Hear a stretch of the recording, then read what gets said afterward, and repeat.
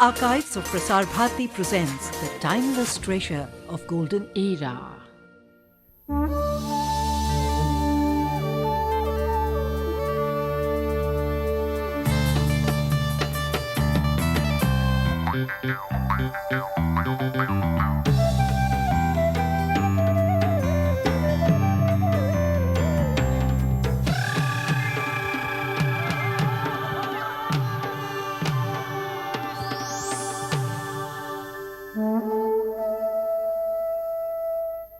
Village Development Board is doing a yeoman service to the people of Nagaland.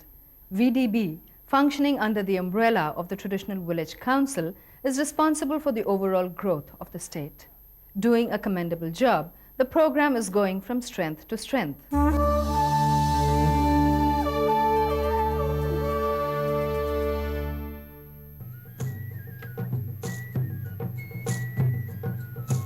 Today, more than 10,127 villages of Nagaland have adopted the new concept of the Village Development Board. Rural development is central to the growth of any society, and the progressive people of Nagaland understand this only too well. Nearly 80% of the total population of Nagaland lives in the rural areas. The village is the pivot around which the activities revolve in accordance with the norms and traditions of Naga society. A traditional institution called the Village Council looks after the day-to-day working of a Nagaland village. The Village Council is a democratic body and is represented by various tribes residing in a particular village. Headed by a chief, members of the council are either nominated or elected. The Village Council takes decisions on private as well as public disputes, performs all administrative functions, and looks after the village market. This council is the custodian of village funds too.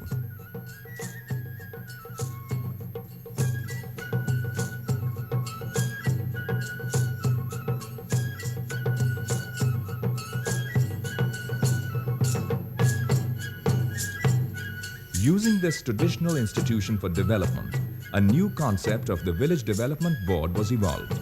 Initially, it was called the Village Common Fund Committee. Village Common Fund Committee or Village Fund Committee is the original name of this Village Development Board. In fact, I wish we could have retained that name to this date because it is very clear, it is understood by everybody. Village Development Board, the name came because the banks were involved in keeping the deposits of the common funds or village funds, and they suggested that the word development must somehow come into this. That is, so we accepted that. So it is now called Village Development Board. The village councils were restructured to encompass the Village Development Board. Peck district was chosen as the place to implement the innovative idea. The Village Development Board entrusted the village council with full development powers. The board was to function without any political interference. First priority was agriculture. They developed their paddy fields in the sense these terrace fields where they use water, terrace in cultivation. Where there is no water channels, irrigations, first of all they develop their irrigation channels, develop more fields, more paddy fields, which enhance their productivity, their food products. Essentially, the Village Development Board is based on the concept of decentralized planning and people's participation at the grassroots level. Especially in the villages, where our village is concerned, we find that through this VDB there has been a lot of development. We have help and grants given through the VDB to construct schools, construction of roads. The funds comes for VDB. We utilize it in constructing the approach roads, community buildings, blacktopping of the roads, and construction of Angawadi center buildings, etc.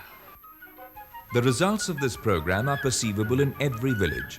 Approach roads, bus stops and school buildings that have been constructed are due to the efforts of the Village Development Board. Electrification, community halls and community wells are some of the other achievements of the Village Development Board. Funds for the program came from the people themselves. A nominal amount of 100 rupees was deposited by each tax-paying household. The government granted a matching amount to the pool. In addition, the government sanctions an annual recurring grant to the Village Development Board. The board also grants loans to the villagers for various purposes, be it cultivation or business. Today, more than 10,127 villages of Nagaland have adopted this system. Schemes such as Jawahar Rozgar Yojana, Employment Assurance Scheme and others are being used through this. Through the village development boards, we give them granite, 1,000 per household. Apart from that, all the money which we receive from the government of India through rural development is given to villagers. Apart from that, we have GRY, and then we have EAS, then we have district plan. All these schemes, plans are directed towards improvement or development of our villages. So this is our main area. Secondly, villages have to be developed in such a way that they themselves shoulder the responsibility. And in order to make them accountable, make them responsible for the execution of various plans, we have given them granite and also assistance directly to them so that they can handle it. The state government has been able to primarily meet the basic needs, the basic requirements of the people themselves, as decided, as felt by them, rather than imposed by the state government. Actually, under this scheme, the village people, through the Village Development Board, they select the schemes out of a list of certain approved scheme. In addition to that, they can also have their own scheme as felt necessary by them. So the choice, the priority is left to the people to decide. So if a particular village feels that the urgent need is to have an approach road, they go for that. If they feel they have an urgent need to have a school, they go for that. If they feel the urgent need is something to do with water, they do that. So I mean, they tackle the problem which concern them first. But when we went village by village, the choice of the people was that we must have a separate managing committee who will be subject to the supervision of the village council. And the reason given by the people themselves was that money is a very slippery commodity. There are always misappropriations, always the possibility of misappropriations. Then if the village council itself were the fund managing committee, and if something went wrong, there was a misappropriation or some disputes arose, then the village council cannot then sit as a court and decide. If they themselves were managing it, then they can't decide.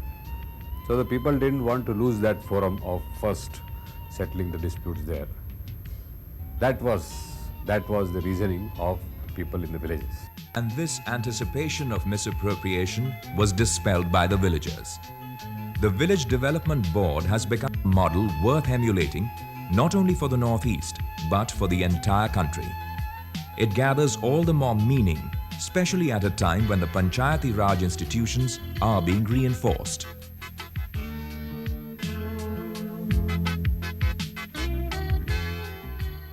The traditional Jhumming cultivation practiced by the people of Mizoram is responsible for soil degradation and ecological imbalance. The new land use program adopted by the Mizos is a major step to halt this process, and thung cultivation is another step in this direction.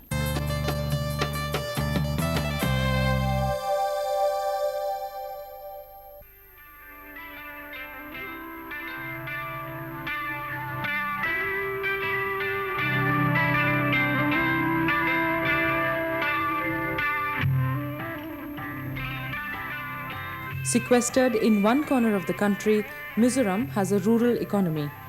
About 90% of the population depend on agriculture.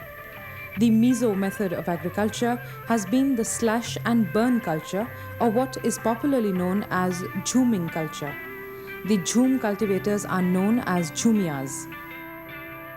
Jhumming style of agriculture accounts for burning of large areas of vegetation, which not only damages soil fertility, forest wealth, but also leads to ecological imbalances.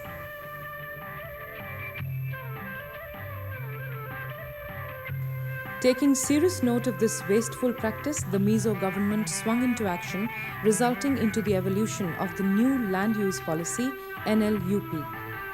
The primary objective of the NLUP is to check and discourage shifting cultivation by providing alternative and permanent cultivation.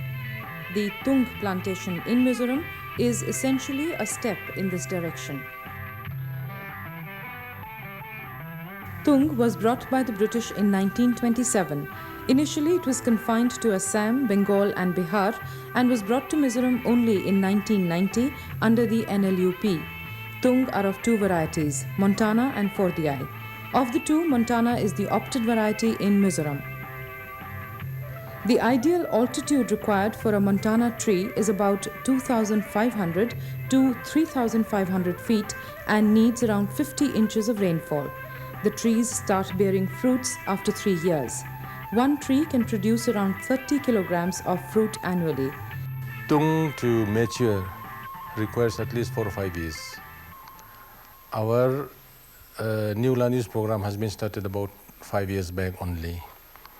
Now our present Tung cultivation will mature, will bear fruit and results only within the next 1 or 2 years. And for that we have some provision for this crushing unit and all that. Even as we are now, we can crush this in our our Khozol, this crushing unit there. And in Chingchip also we have some crushing units. The uses of the Montana tree are many and varied. From the oil derived from the tree, wax, varnish, linoleum, aeroplane and motor brake lining lubricants are made. The residue of the oil can be used for manufacturing ink and soap. Economic viability of Tung plantation is greater if carried out in an association rather than individually. The Tung Planters Association was formed in 1991. The Tung plantation scheme has not only checked land abuse, but has brought about an economic development of the state in addition to affording a means of livelihood to the Mizos in general. Tung cultivation is very encouraging. People have taken this under our big rural development scheme, which is known as New Land Use Program. And we have been told that the market for Tung is very, very good. In fact, we have sent some of our senior officials to Bombay. They have contacted some local farms. It is very encouraging. But to be doubly sure, we are proposing to send our Rural Development Minister, Mr. Lian Shoma, to China, where we are told it is very much in big demand. So Mr. Lian Shoma is going to China to explore the market avenues there, wider market for Tung, because our people want to go in a big way as far as Tung cultivation is concerned. Elvis Ali Hazarika has carved a niche for himself in the world of sports. Not only Assam, but the entire country has reasons to feel proud of him. In our section, In Person, we meet this wonderful swimmer.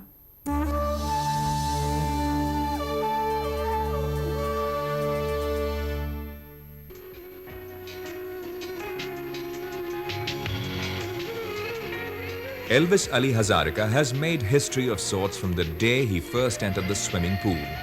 At the recently concluded 22nd Junior National Aquatic Championships held at Vijayawada, he prevented Karnataka from having a cakewalk.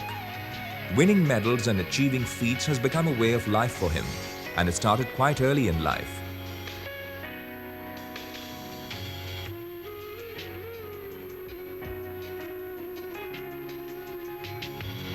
My formal coaching from the I got my formal coaching in swimming at Bimal Prasad Solia swimming pool, and Mr. Rabindra Modag is my coach.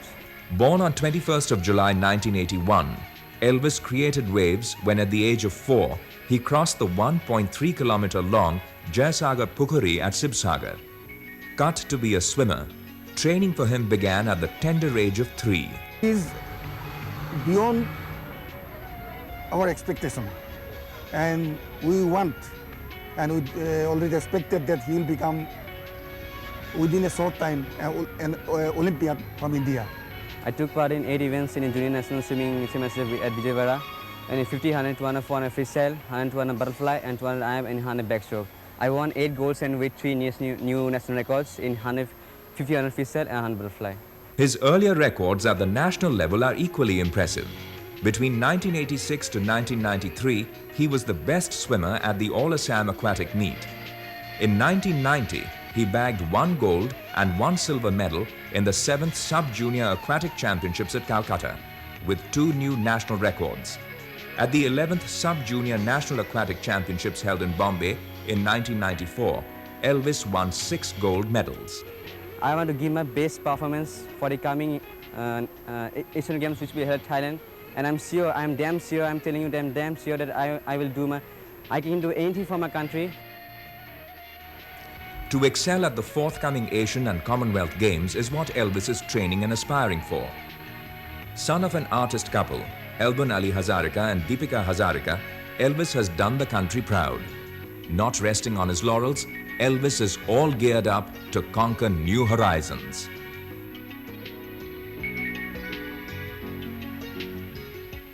Tawang Valley is one of the most beautiful places in Arunachal Pradesh. Nestled in the lap of the Himalayas, the valley has a lot to offer, be it the snow-clad peaks, the monastery, or the Nagula Lake. In our section Destination, we meander through this valley.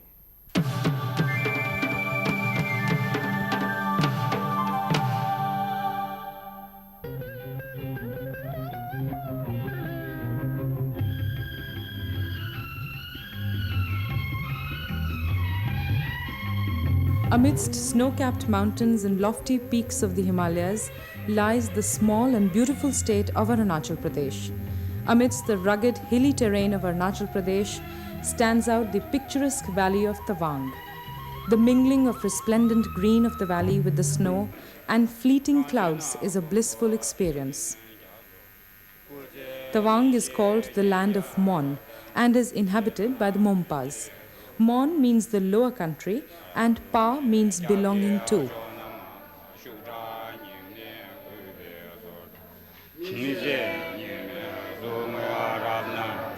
Situated at a height of 10,200 feet, it is the seat of the famous Mahayana Buddhist monastery. The form of Buddhism practiced by the Mompas is broadly of the Lamaist Mahayana school. Mira Lama is said to have laid the foundation of this Gompa, which was completed during the reign of the 5th Dalai Lama. It is said that Mira Lama performed a great ritual ceremony in the honor of Tamding, the god of horses. Tawang derives its name from this. Built in the 17th century, the monastery is a well-fortified complex. Sprawled over an area of 135 square meters, the Gompa is enclosed by a compound wall. The Gompa is built in the traditional Tibetan style of architecture. Brightly colored paintings adorn the walls, both inside and outside the monastery. The monastery is famous for its bright frescoes and mural paintings. The ceilings have exclusive designs and brightly painted motifs.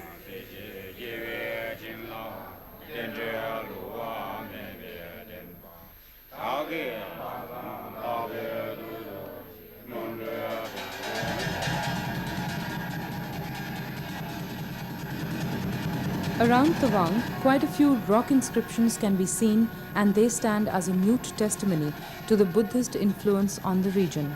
Seemingly, the inscribed letters are in Tibetan script. Revering the rock inscription, the pilgrims stop here to offer their prayers. Tawang is dotted with lakes all around it.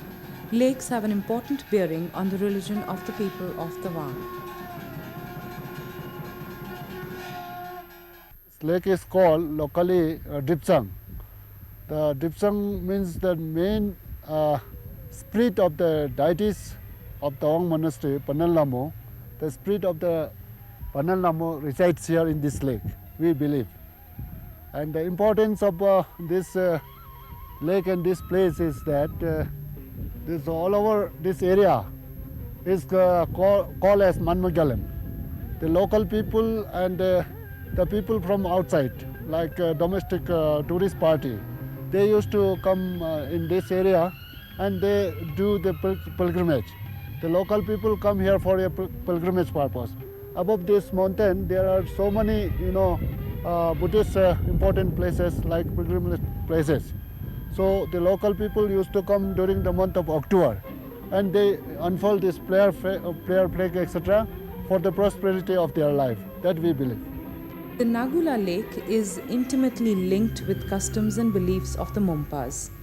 It is believed that the spirit of the Tawang monastery resides in this lake. Locally called Driptsang Lake, the Nagula Lake forms an important pilgrimage point for the Buddhists. The Nagula Lake is steeped in myths and legends. It is commonly believed that if anyone pollutes the water of the lake, the region will meet with an environmental disaster.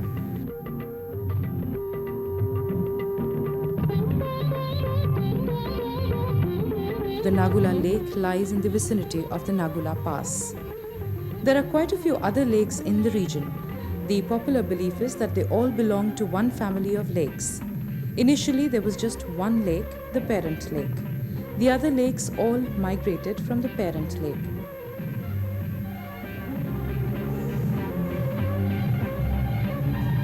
In the line of lakes, yet another one is the Piti Tso Lake, which too has religious values attached to it. The backdrop of the lakes are lush green. The serene and enchanting valley of Tawang is a repository of natural beauty, culture, history, and religion.